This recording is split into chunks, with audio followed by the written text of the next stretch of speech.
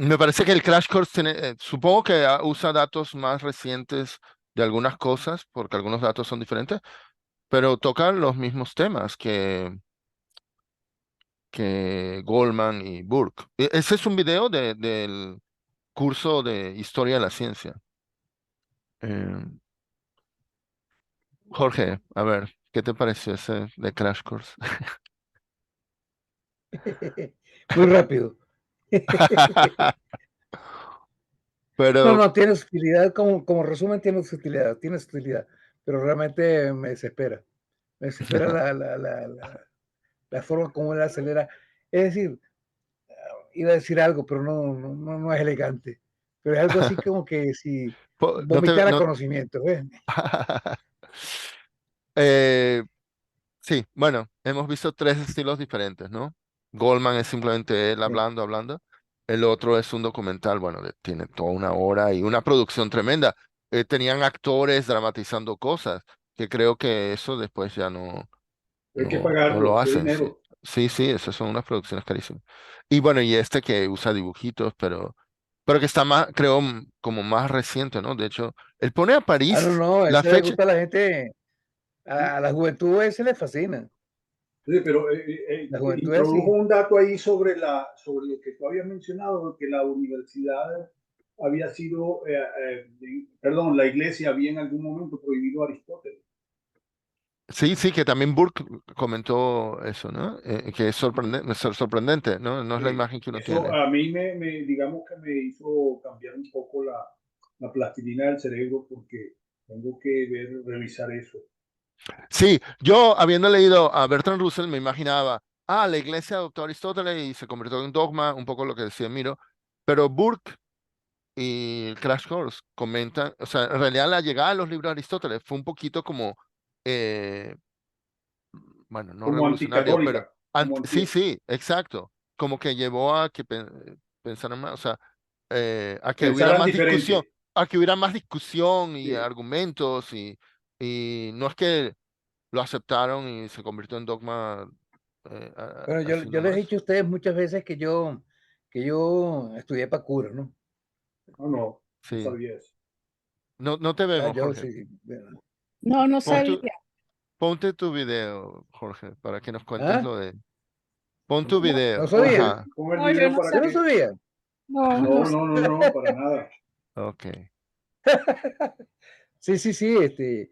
Yo tuve una tía de mi padre que me dijo que realmente mi futuro era ser Pío XIII. En esa época era Pío XII. Entonces, que No iba a ser el puede futuro ser. papa. Pero te lo dijo en serio. Entonces, sí, sí, sí, en esa, bueno, era una tía muy religiosa, muy tal. Bueno, el punto es que cuando llegué, nos mudamos de Caracas para Maracaibo, este, yo tenía ganas de separarme de mi casa y era su momento ideal porque estaba un primo entrando en el seminario que quedaba al final de la cuadra de donde vivíamos. Y entonces te dije, para mamá, yo quiero meterme al seminario. Entonces me metí al seminario. Y estuve en el seminario 2 años, lo cual no, no niego, fue mucho lo que aprendí. Fue mucho lo que aprendí. Aprendí todo lo que había que saber sobre sexualidad, por ejemplo. Eso me lo enseñaron ahí en el seminario. yo, era un, yo, yo era un angelito virgen celestial y después me salí siendo un malandro como los del seminario. Igualito. Todos mis compañeros del seminario en Maracaibo, imagínate, se terminaron en la cárcel por narcotraficantes, menos uno, que es el cura Ocando. Ese fue el único que se terminó. Bueno, el punto medio Qué es historia que tan buena. ¿eh? Qué historia tan buena. yo aprendí muchísimo. Yo aprendí muchísimo. Uno de ellos es que yo tenía 6 años, no, estaba en sexto grado y hice sexto y primer año. En esos 2 años, yo estudié 5 años de latín. 5 años de latín. O sea que en realidad yo hice todo el latín de 5 años y ya, si yo seguía ahí, iba a ser para el seminario mayor, porque realmente ya tenía, la primera formación era de 5 años de latín y yo hice 5 años de latín. Además de eso, vi raíces griegas. Y además de eso, como eran curas franceses, aprendí francés y aprendí a leer francés y aprendí español. Pero cuando yo veo la educación de mi hijo, pensar yo que cuando estaba en primer año, que él no sabía para qué había que estudiar, y yo leía latín, leía a los 6, a los qué, a los 11 años, leía latín, leía griego, hablaba inglés, bueno, leía inglés, francés y español. Parecía como que si hubiera nacido en Suiza, ¿no? En Europa, donde todo el mundo desde primario tiene que aprender varios lenguajes, ¿no? Porque así es como puede sobrevivir, porque hablan distintos idiomas. Bueno, no sé por qué me puse a hablar de eso. Bueno, Por la Tenía iglesia. algo que ver con... por la ¿Ah? iglesia y la... Ok. Claro, tuve una formación católica muy profunda. De hecho, yo me salí del seminario y seguí en el Colegio de los Maristas, en Maracaibo, y me gradué en los Maristas. Y fui director de catequesis.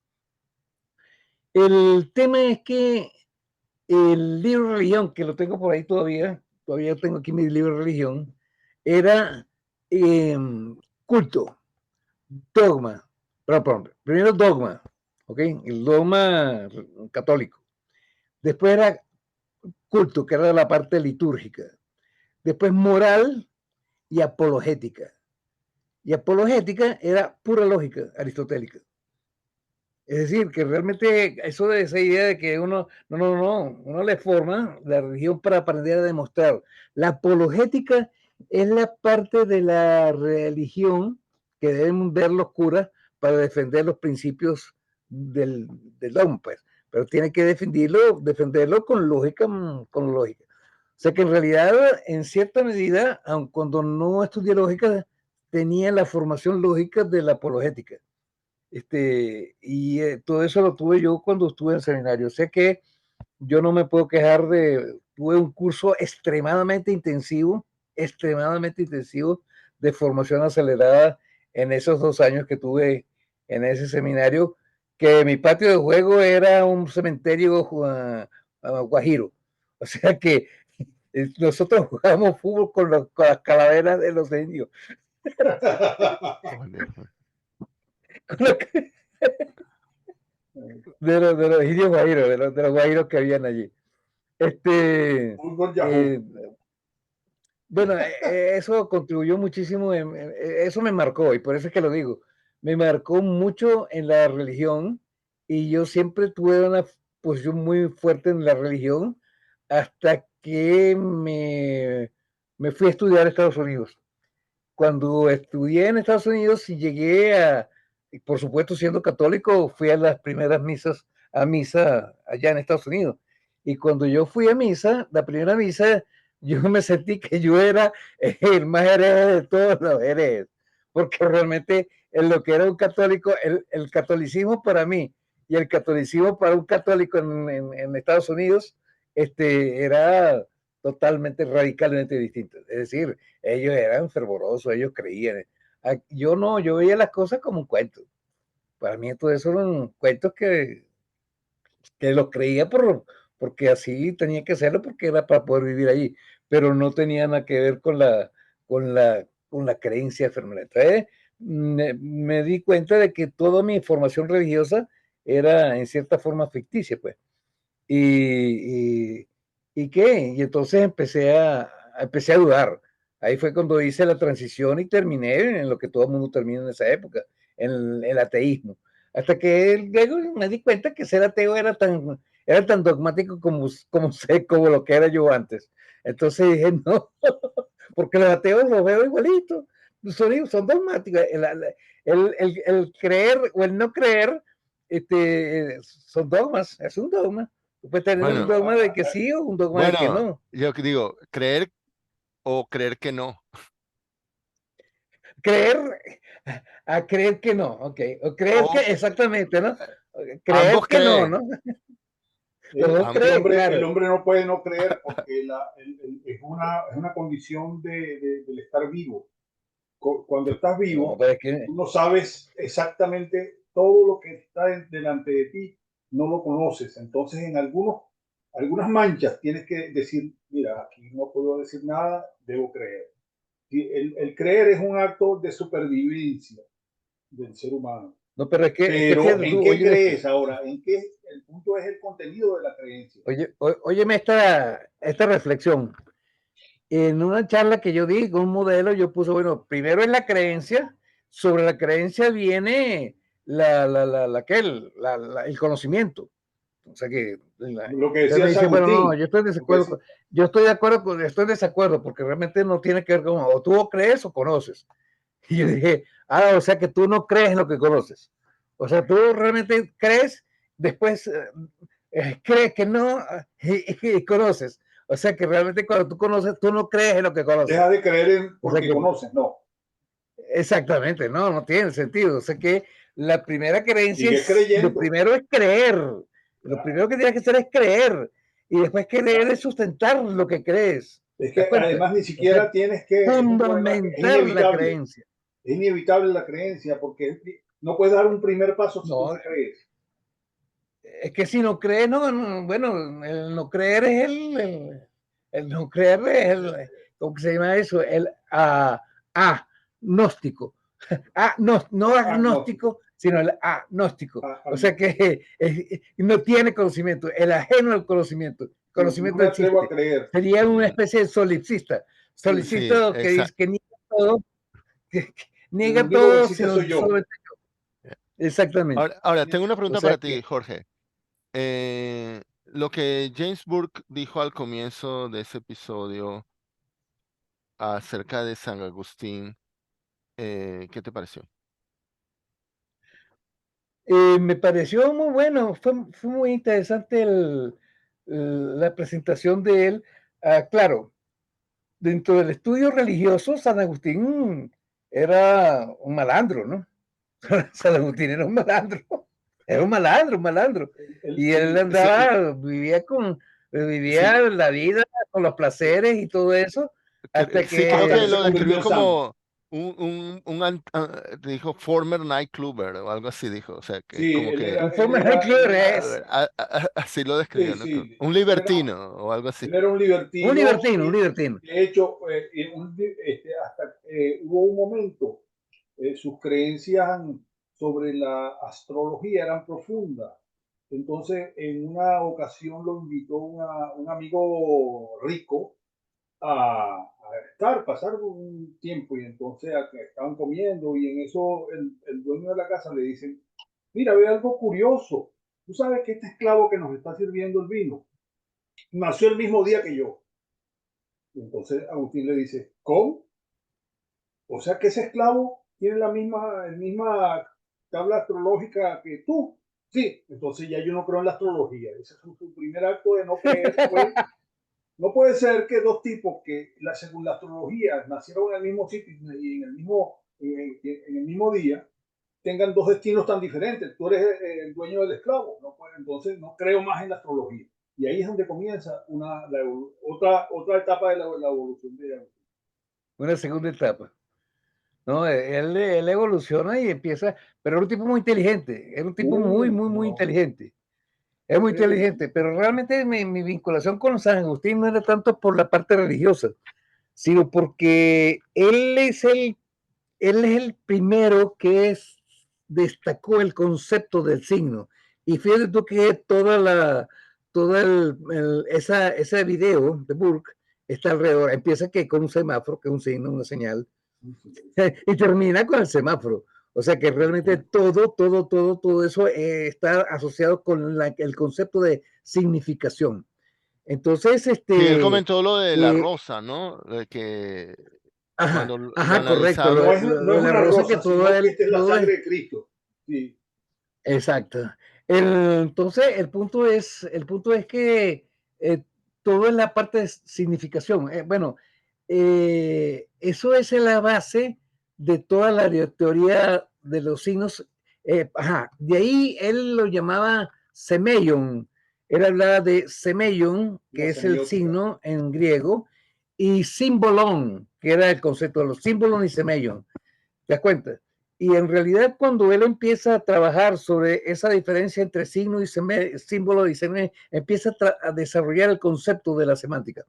Y es por eso que San Agustín es importante como precursor de el desarrollo de la semiótica, de la teoría de los signos, pues, la teoría de los signos que es la semiótica. Y para mí la semiótica es central, es decir, la semiótica es la base de la comunicación. Y hoy en día, si no tenemos comunicación, no podemos estar hablando de esto. La tecnología de hoy en día es la tecnología de la información. Es decir, mi doctorado fue en ciencia de la información. Y la información tiene que ver con el concepto de forma. Y las formas son formas sígnicas. Es decir, el concepto de referencia va a ser fundamental dentro de toda la estructura del conocimiento. Entre paréntesis, eso es lo que está detrás de la filosofía analítica, de la filosofía de... Sin embargo, cuando yo fui a estudiar con Carnap y con todo eso, y con todo ese grupo de la filosofía analítica que es Russell, el otro, ¿cómo se llama? Wittgenstein. El otro, no, Wittgenstein fue el uno. Sí, fueron Wittgenstein y el otro que se me olvidó, el compañero de Russell. No. El que trabaja sentido común, la filosofía de sentido común. Whitehead. Moore. Sí, Moore. Esos son los tres que trabajaron y que estaban ahí en Cambridge. Y era Russell, Moore y luego llegó Wittgenstein. Y entonces esos tres fueron los que empezaron a gestar el concepto de la filosofía analítica. Sí, y entonces ya entró y claro, ahí Wittgenstein pronto se sacudió eso. A mí no me metan en ese combo. No, es que casualmente el Wittgenstein está el Wittgenstein 1 y el Wittgenstein 2. El Wittgenstein 1 es siguiendo a Russell. Sí. Y el Wittgenstein 2 es siguiendo a Moore. El atomismo lógico primero y después no me quiero que me metan en nada. Ahora, tú sabes que porque Moore era del área del sentido común, del área más bien del sentido común. Sentido común británico. El sentido común británico. Pero es interesante porque los dos eran discípulos de Bradley, que era el principal guía del idealismo británico. El hegeliano británico. El idealismo británico. Sí. Y también también Whitehead era otro idealista, era metafísico, sí. El metafísico británico. O sea que realmente ahí pasaron una cantidad de cosas en Cambridge. Pasaron en esa época, en esos años en Cambridge, pasaron una cantidad de cosas brillantes en la gestación de la filosofía analítica contemporánea, que es lo que la gente trabaja en filosofía analítica ahorita. Mira, hablando de Agustín, a mí me tocó ser alumno de Rafael Caldera Pietri. Imagínate, claro. Entonces, claro, sí, que Rafael Caldera él es no, de Rafael Caldera no. ¿Tú estás hablando de Rafael o de...? Rafael Caldera Pietri, que es el hijo de Rafael Caldera, pero Rafael Caldera, el hijo de Rafael, ok. El filósofo. No, ese es Rafael Tomás. Rafael Tomás, sí. Rafael Tomás Caldera. Yo le digo Rafael Caldera Pietri. El hijo del presidente. Exactamente. Entonces, el hijo del presidente Rafael Caldera. Me tocó estudiar Agustín con él. Y después, cuando me encontré con otro profesor que era wittgensteiniano, pero digamos romántico, me tocó ver cuando me tocó el amigo que no quise nombrar la otra vez sobre Descartes.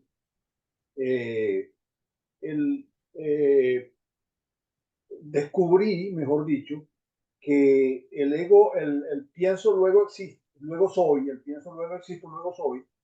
El primero que lo exploró fue Agustín, en una polémica con los nicomaqueos, que le decían que él eran hijos eran los tataranietos de los sofistas de la época de Sócrates. Y entonces ellos estaban en una posición de negar no es posible la verdad. No es posible que algo sea cierto. Entonces Agustín le dijo, mira, en el momento en el que yo dudo, en el momento en el que yo pienso, yo sé que existo. Ahora, ese conocimiento él no lo llevó por el lado de la epistemología, sino por el lado de la psicología. Y entonces eso es lo que lo aparta del camino que termina luego Descartes de desarrollar. Pero eso me tocó aprenderlo con Caldera Pietri. Rafael Tomás Caldera. Rafael Tomás Caldera. Y Rafael de Tomás hecho, Caldera Pietro.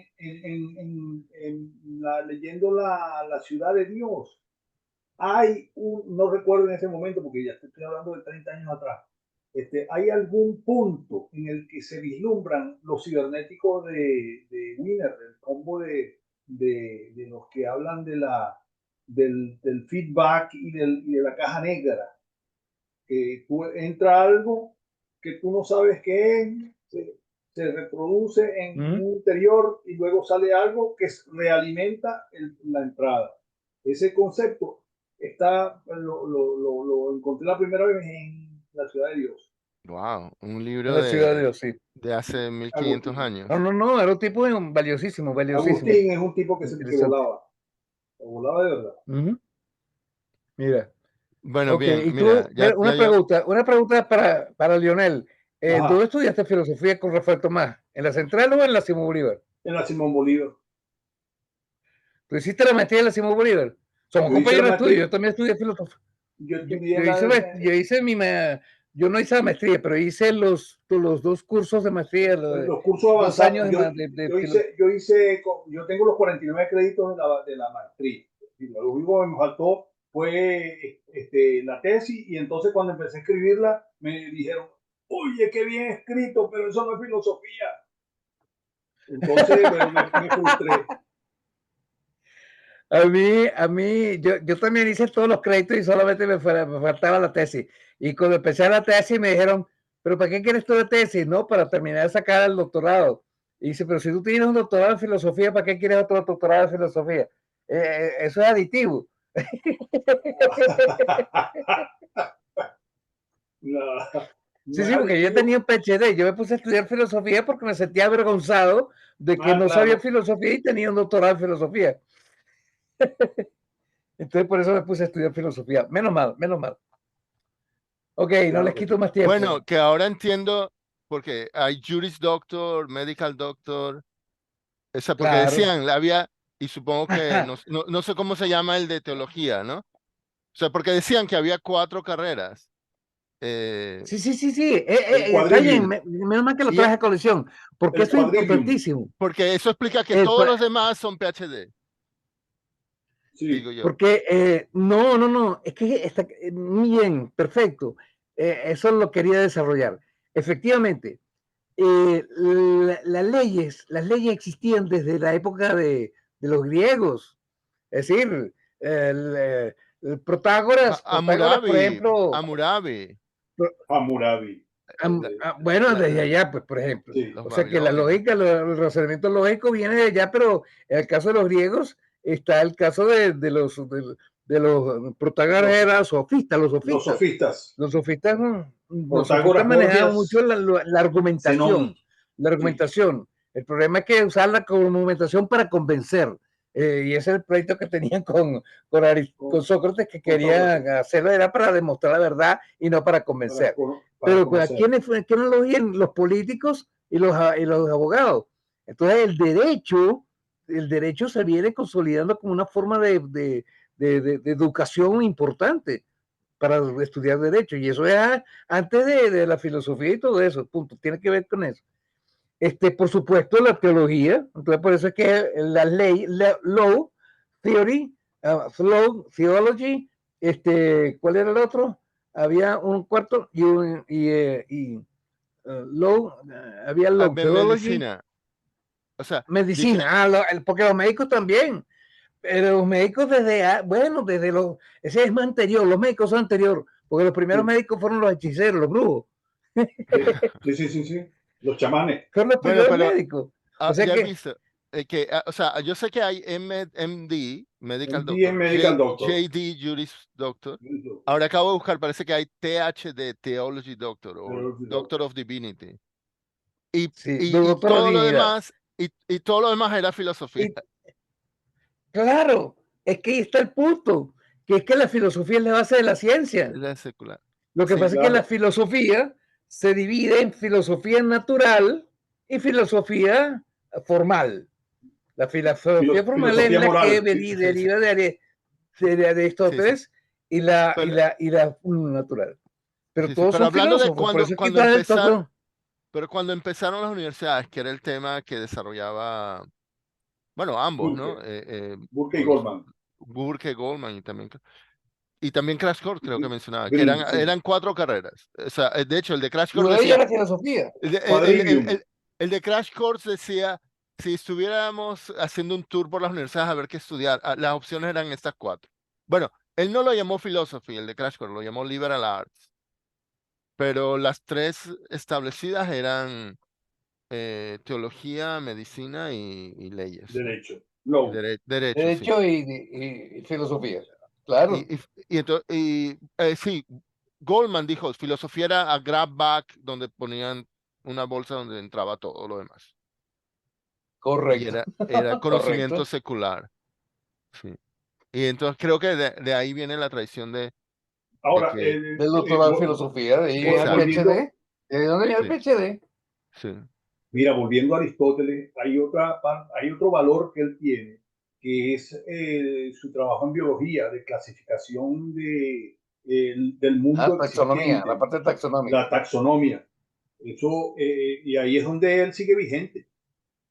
Hoy día es Claro. una parte importantísima porque lo que él creó en su gran mayoría se ha sostenido a lo largo de la historia. Entonces, en filosofía se le podrá discutir todo y hay que aceptar además que él es el papá del empirismo. Él es el papá de porque él iba a la práctica, a los hechos, digamos como reacción contra el platonismo formal, las formas platónicas. Él se dedicó a estudiar el mundo real. Y ese es uno de los detalles de la física aristotélica porque en pocas palabras él decía, el movimiento ocurre solo porque hay una fuerza. Si no hay fuerza, no hay movimiento. Entonces, ¿cuál es el salto que hay hasta Newton? Que todo lo que dice Newton es abstracción. Entonces él puede crear un movimiento rectilíneo uniforme que si no hay fuerza, él sigue funcionando. O si está en reposo, se queda en reposo porque no hay fuerza. Entonces, ya Aristóteles había vislumbrado eso, porque él dice, bueno, cuando tú tienes un lago lleno de hielo helado, la superficie helada de hielo, tú le das un empujón a un pedazo de hielo y tarda muchísimo en detenerse. Ahora imagínate tú si esa superficie fuera muchísimo más larga. El pedazo de hielo al que tú le diste el golpe no se va a detener nunca. Eso es digamos, premonición de lo que hace la abstracción newtoniana cuando llega al momento de que, si no hay fuerza, si estabas en movimiento, sigues en movimiento. Y si estabas en reposo, sigues en reposo. Porque no hay fuerza. Ya Grande, vamos para allá. Aristóteles es grande. Allá vamos para allá. O sea, realmente, todavía, bueno, ya vamos eventualmente a llegar a Copérnico y a Galileo y a Newton y a todo eso. Sí. Ok, mira, ya llevamos 3 horas. 3. 3 horas. Ok. Por,